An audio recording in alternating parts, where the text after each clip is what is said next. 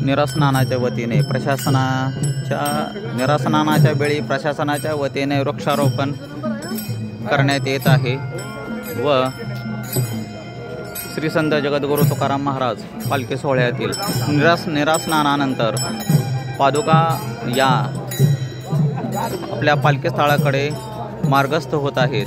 त्यावेळेला मोठ्या भक्तिमय वातावरणात व आनंददायी वातावरणात श्री संत जगद्गुरू तुकाराम महाराज पालखी सोहळ्यातील निरास्नान हे मोठ्या उत्साहात व भक्तिमय वातावरणात पार पडले असून सध्या आपण तुकाराम महाराज यांच्या पालखी सोहळ्यातील निरास्नान पाहत आहोत।